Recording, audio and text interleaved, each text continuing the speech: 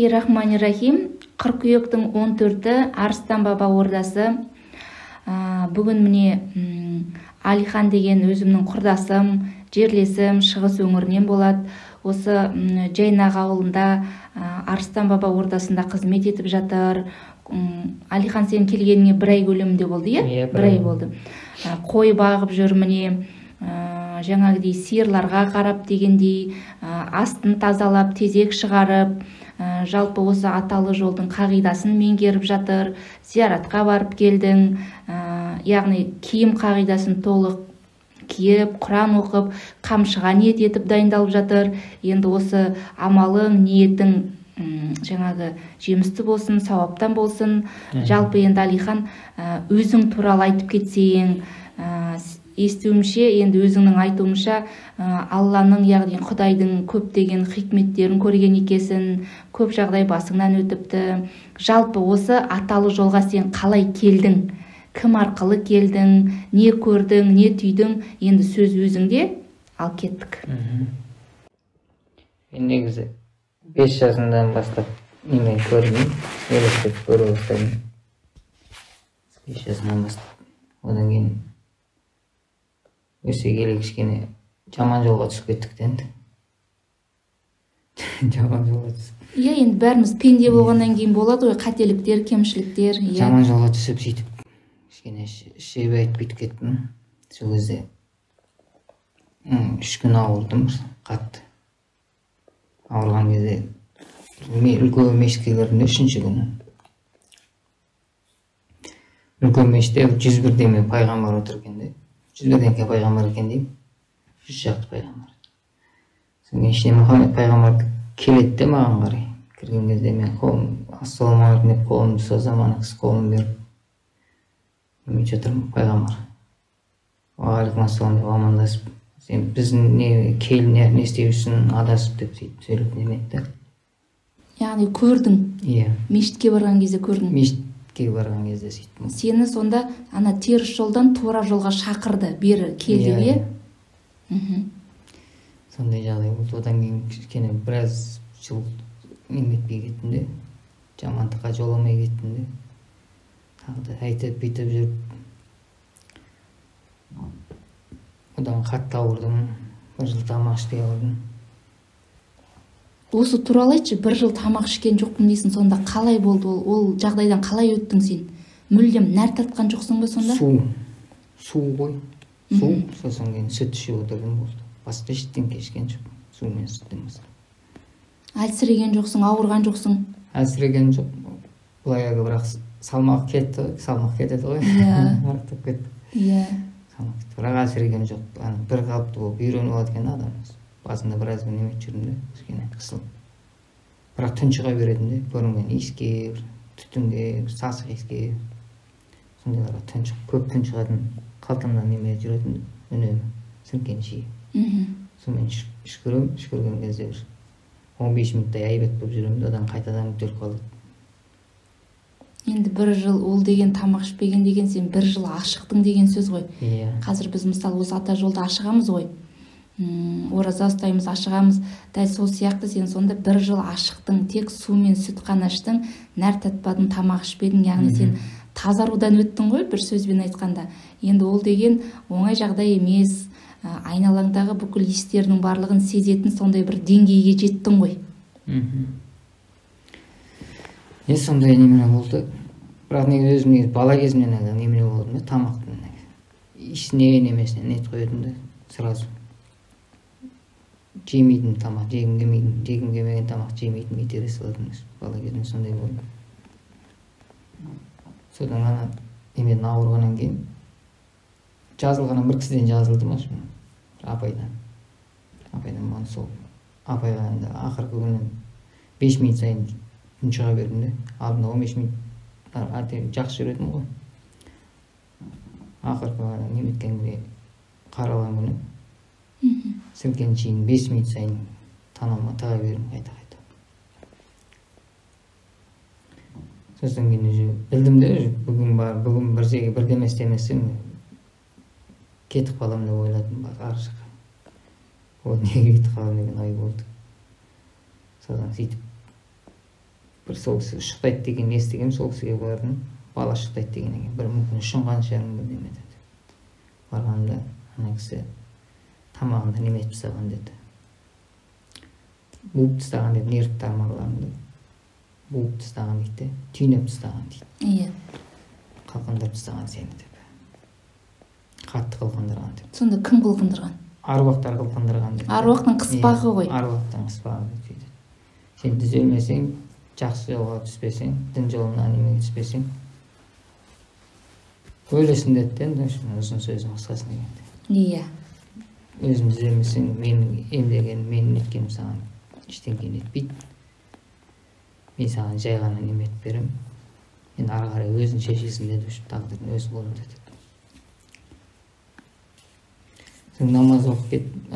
Оның алдында бірақ намаз оқымай тұрғанда тағы да бір ішіп неме еткенде ішіп кеттім деді, тағы да жаман жоласып кетті. Сол кезде бір терезенің тұсында жатқам, неме етіп қалдым да. Әлі ұйықтаған жоқ, мен көзім ілініп бара жатқан кезде түн шыққан кезде бірден сездім да, ары тыпырладым, бері тыпырладым, дем алмай бір тұрмын, қысылып барам. Өлген деген осы екен ғой деп, жеткен жерім осы екен ғой деп өз-өзім жібере саламын да. Жібере салғанда аспан айдан зұлым сәуле түседі. Мен өзімнен көтеріліп, өзімді көремін де, өзіме бет-бет қараймын да, өз-өзіме. Көлеңкеңді көресің? Өзім жатқанымды көремін де. Бірақ мен өзімнен көтеріліп алғанмын да. Көтеріліп алып тұрмын, бірақ өзім жатырмын да жерде. Содан кейін терезеден неме түседі, сәуле түседі. Сәулемен бірге ұзын ақ көйлек киген бір керемет өнді, керемет әдемі әйел келіп түседі, әйел адам келіп. Күліп мен қолын созып қарсы алады да, менімен жүр деп. Ана кісі. Содан ана кісінің қолына ұстасам кетіп қалатынын білем де, вообще бірақ өмірден кетіп қалатынын сезем де. Мен сендерге не істедім, мен бармаймын деп сөйтіп неме етемін. Ерін еткен кезде үйдің іш жағынан бір негр бала келіп, баяғыда бір журналда жүрді ғой, көрдіңіздер ме? Жұлдыз болып ұшып кетті деп жүрді ғой, 8 жастағы бала. Сол бала келеді, қолында таспиғы бар, Құран кітабы бар, белінде Құран кітап, бір қолында таспиғы, бір қолында қамшысы бар. Келеді де маған таспиқты ұстатады да. Таспиғаны бұрынғы буддалардың немелері ғой, дәуді таспиқтар болды ғой, буддалар. Сол секілді таспиқ екен, неме дәуді. Қара таспиқ, соны ұстатады, Алладан кешірім сұрады. Сонан оқи алмаймын мен анама деп сөйдіңізде, Ла илаха иллаллах Мұхаммад Расулаллах деген сөзді айт деп сөйлейді. Сонан айтып, тасты 3 рет айландырамын да бүйт. 3 рет айландырғанда, әйел адам ары қарай жарықпен бірге ары қарай кетеді, аспанға қарай. Айға қарата қайтадан. Ана бала қараңғы жаққа қарай кіріп кетеді үйдің ішінен. Мен өзіме бет-бет қылаймын да, тура қарап тұрған, бет-бет қарайсың ғой. Иә. Солай өз-өзіме сөйтіп магнит тартқандай тартамын өз-өзіме. Өз-өзіме кетсем, сол кезде дем аламын да бүйтіп. Аяғыма дейін су болып кетеді аяғыма. Бақайыма сөйтіп. Жылап жүремін де өзім. Тұншығып неме еткен. Қатты тұншығып қалғанмын. Ертесінде таңертесінен тағы да неме етіп аламын. Түс қой деп ойлаймын да, кешкісін қайтадан ішіп аламын. Қайтадан ішіп неме етемін. Тура солай қайтадан қайталанады да. Жаңағындай. Тура солай болады. Бірақ ана баланың сөзі ғана басқа да. Кеше ғана Алладан кешірім сұраған, ұмытып кеттім ба деп дейді. Алладан кешірім сұраған, ұмытып кеттім ба деп. Қайтадан таспиқты береді, соң тағы да сөйтіп айтамын. Содан кейін неме етпей кетемін де, жоламай кетемін де. Алдында ауырмай тұрғанда бір жыл бұрын Алматы жақта болған кезде тағы бір ішіп неме еткенімде төсекте жатам. Жатқанда айғайлап оянамын да, азан шақырып оянамын, өзім шошып кетемін. Ол кезде Құран неме дегенде мән бермедім ғой, білмеймін ғой, намазды да білмеймін. Айғайлап оянамын, оянсам құлағым өйтіп неме етіппін, азан шақырады ғой сол сияқты. Аллаху акбар деп айғайлап неме етіп оянған кезде стенада осылай маған тура бетіме қарап дәу аппақ қасқыр жатыр екен. стенада қарап, менің бетіме қарап. Ана қасқырға қарап жүрдім да бісмілләмді айтамын. Айтем, бүйтем, жоқ болмайды. Бісмілләмді айтсам, ібіліс болса жоқ болып кетеді дейді ғой. Бісмілләмді айтамын, айтем, бүйтем, жоқ болмайды. Соны қарап жатам, өзіне сұрақ қоя кетем де. Менен саған не керек деп. Сөйтіп сұрақ қойып айтып бүйтіп неме еткен кезде қайтадан жоқ болып кетеді де.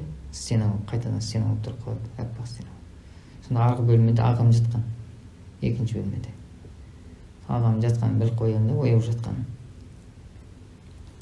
Мен бөлмемде қаншама адам жатырды, мен жатқан комнатада. Квартирада жатырмыз, 5-6 бала жатқанбыз.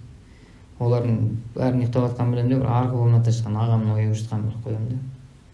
Ағама Али деп сөйтіп, Али ата. Сөйтіп сұрақ қоямын. Неме деп сөйтіп, жана мен неменеге айғайладың, сен не көрдің деп сұраймын да. Бірдеме болғанын білемін де, бірдеме жанында болған. Бірақ неме екенін біле алмай тұрмын да, бірдеңкені обязательно әйтеуір бірдеңкені болғанын сезіп тұрмын да. Бір нәрсені, жаман нәрсенің болған. Мен қайдан білемін деп сөйтіп ағам. Таңертесінде шай ішіп отырғанда қайтадан сұрадым ағамнан. Жаңа немене болды, анау кешесі. Сен бірдеңе көрдің ғой деп сөйтіп сұрақ қойдым. Иә деп сөйтіп, сен Аллаху акбар деп айғайлаған кезде аяқ жағынан 3 бірдей әйел адам дейді, бір керкі дейді, ойлар. Қашты дейді. Сен Аллаху акбар деп айғайлағанда қашты дейді де. Қашып жүгіріп өтіп кетті дейді. Соны көрдім деп сөйтеді. 3 адам көрдім. Бір керкі 3 әйел адам көрдім. Соң кейін үйдегілерді айтып жүрді, сен ішпе, саған ішуге болмайды. Түнде келесіне жатасың, түнде тұрып намаз оқисың деп. Сенбейдің, қойыңдаршы, өтірген ойлаймын. Соны жаңағы неме еткен күні, жаңағы өлқап өз-өзімді көрдім дедім ғой. Иә. Соның алдындағы күні тағы бір пиваш келіп жатқанда өзім оянып кеттім де, құбылаға қарап намаз оқып отыр екенмін шынымен де. Өзім шошып кеттім де, бісміллә деп, Құдай сақтасын деп. Неме істеп жатырмын деп. Шошып кетіп жатып қалдым. Одан кейін тағы да 2 күн ішкенде тура сол жаңағы нәрсе қайталанды. Одан кейін қойып кеттім. Қойып кеткеннен кейін содан ауырдым, 1 жылдан кейін тамақ ішпей ауырдым. Таза 1 жыл ауырдым. Ана ата жолына келгенде үйдегілерге ана көрген нәрселерімді, немелерімді айтатынмын, андай көрдім, мындай көрдім деп көрген нәрселерімді айтқанда бәрі тыңдамайтын да мен. Кішкентайымнан көргенімді мән бермейтін ғой, ешкім мән бермейтін, тыңдамайтын. Сонда сырласатын нәрсем болды, айымен ғана сырласатын да. Басқа ешкімге сырымды айтпайтын. Ешкім тыңдамайтын да айтқан. Аймен сөйлесетін, айға қарап. Сенбейді ғой олар. Иә, айға қарап айтып, ай сөзіңді де қайтарып жүрмей дейді. Ай тыңдап тұрған сияқты болса айға қарап, айда Алла тағала айда деп ойлайтын да. Айда тұрады деп. Бала кезінде айға қарап, айға қарап сырымды айтатын, бар сырымды айға айтатын. Көргенімді, не істегенімді түгел айға айтып беретін. Сондай жағдай. Сосын кейін мына ата жолына келгенім, мен елдің бәрі мені тыңдамайды. Сен жынсың, сен андайсың, сен мындайсың деп неме жүргенде. Намаз оқып жүрдім, бірақ сонда да бірдеме жетіспей жүрді де. Намаз оқимын, бәрі дұрыс, бірақ бірдеме жоқ, бәрібір жоқ болып тұрады да. Ішкі орысында, ішкі дүниемде бірдеме жоқ, жетіспейді. Бұрынғы заманды аңсап тұрамын, бұрынғы заман, ата заманды кісілерді.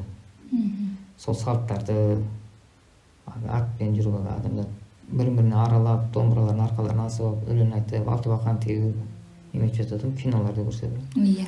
Сондай заманды сағынып тұрамын да. Сөйтіп жүремін де, соң немеге келемін. Соткадан бұрынғы заман немелерін көрейінші деп көрейін деп ютубқа кіремін де, іздеймін ғой. Ата жолы деп, бұрынғы ата бабалардың немесі деп жазғанымда осы. Ата жолы деген түр екен де.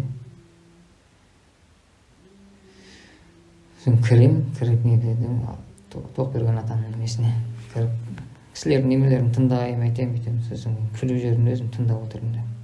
Мен жаңылыс емес екенмін осы. өмірде мен сияқты адамдар көп екен ғой деп. Иә. Мен өзім де елдің бәрі жынды дегенге жындымын деп ойлап жүретінмін де, бұрын шынымен жынды шығар деп. Сондай адамдарды көрдім, көп адамдардың немелерін тыңдадым, сұхбаттарын тыңдадым, өзімнің көрген нәрселерімді, өзімнің немелерімді, сондайлар нәрселерді көбісі енді өзімнің болған нәрселерді айтып отырды да адамдар. Түсіндім де, жаңыз емес екенімді. Содан кейін ол немеде іздеп отырып, кім деген, Ержан деген болды ғой, аты жолы. Иә.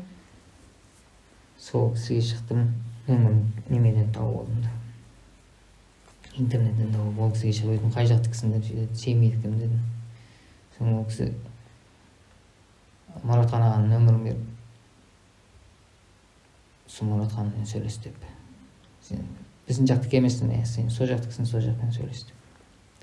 Сол кісіге шықтым, Мұратхан аға.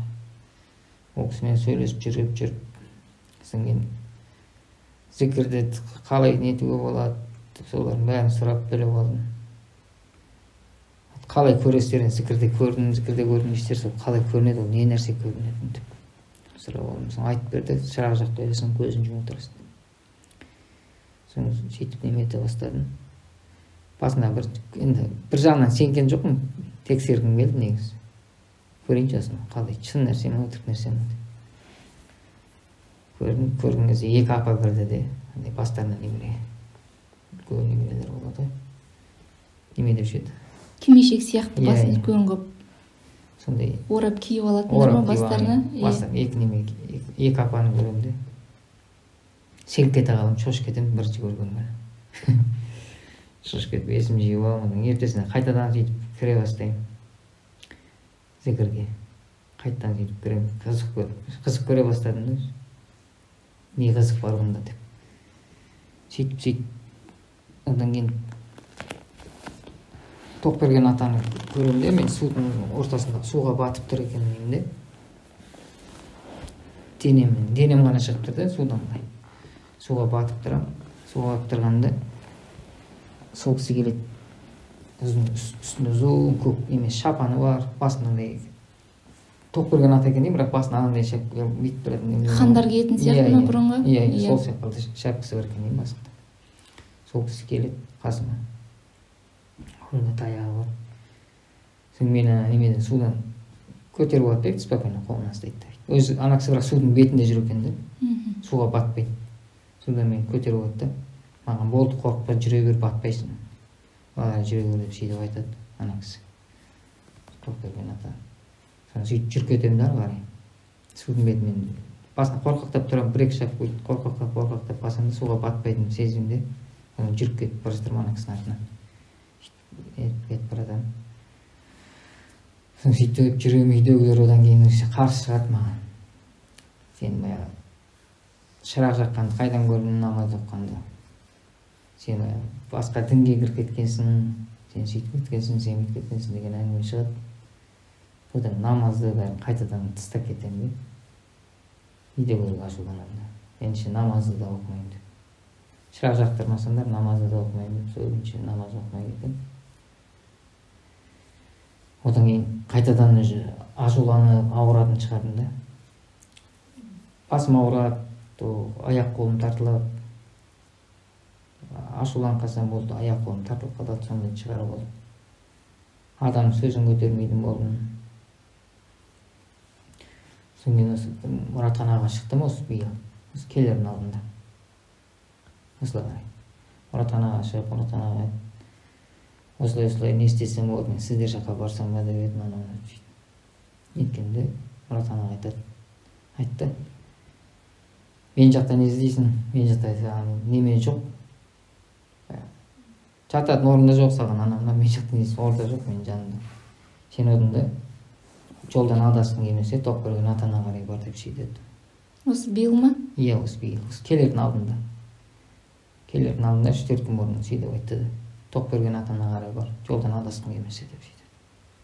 Мұратхан аға сөйтіп айтты ғой. Бір ай бұрын сонда, сен келгенде бір ай болды, ол кісі бір ай бұрын айтты Мұратхан ағамыз. Иә, сол кісі сөйтіп айтты да. Адасқың келмесе, Тоқберген атана бар деп сөйтеді. Менің қасымда саған неме жоқ деп. Қызық жоқ деді. соң сөйтіп нетті. Одан кейін Айсұлу апайға шықтым қайтадан. Айсұлу апай былтыр шақырған болды негізі, мен Айсұлу апай келді. Былтыр шақырғанда, былтыр Айсұлу апай екеуміз ұрысып қалдық. Сен тазаруың үшін сен қой бағуын керексің деп деді де маған Айсұлу апай. Мен негізі өзім қой бағып жүрген боламын ғой ол жақта. Сонда мен бағып жүрген қой неме екен деп дедім ана кісіге түрінде. Иә. Мен де мына жақта да қой бағып жүрмін, ана жерге қой бақтым, мен өзім жақта қой бақтым, қандай айырмашылық бар деп дедім де ана кісіге. Сіздерге әншейін қойшы керек болып тұр ғой деп сөйтіп неме. Содан ана кісі екеуміз бір-бірімізден неме етіп қалдық. Сөзге келіп қалдық та. Мен черныйға тығып тастады ол кісі. Одан кейін сөйлесе алмай жүрдік. Одан кейін Айсұлу апай өзі қосылып та сол кезде мен ана кісімен сөйлескеннен кейін олар Алланың немесі. Әрине. Қосып қойыпты қайтадан мен черныйдан шығарып тастапты. Сол кісімен сөйлестім. Осылай келсең не болады ананы деп. Келсем қарсы аласыздар ма деп. Мен өткенде сөйтіп айтты. Кел анамнан, бірақ кел деп айтпаймыз деді. Келесің келмейсің өзің білесің деп деді. Келсең қарсы аламыз деді. Келмесең тағы өзің білесің деп. Бірақ негізі сол әлгі неме еткенде жаңағы намаз тастап кеттім дедім ғой. Сол кезде Аллам өзің түзу жол көрсете көр маған. Қайда барамын мен? Үйдегілер қарсы шығып жатыр, бұл намазыма дұрыс емес деп жатыр, бүйтіп жатыр. Қайда барамын? Маған жол көрсете көр дегенде мен өзімнен жаным шығады да, көп сондай түсті көп көредім. Жаным шығып кетіп басқа қалаларды, басқа жерлерге аралап жүрген. Аспанда ұшып жүре беріп, жаным ұшып жүре береді.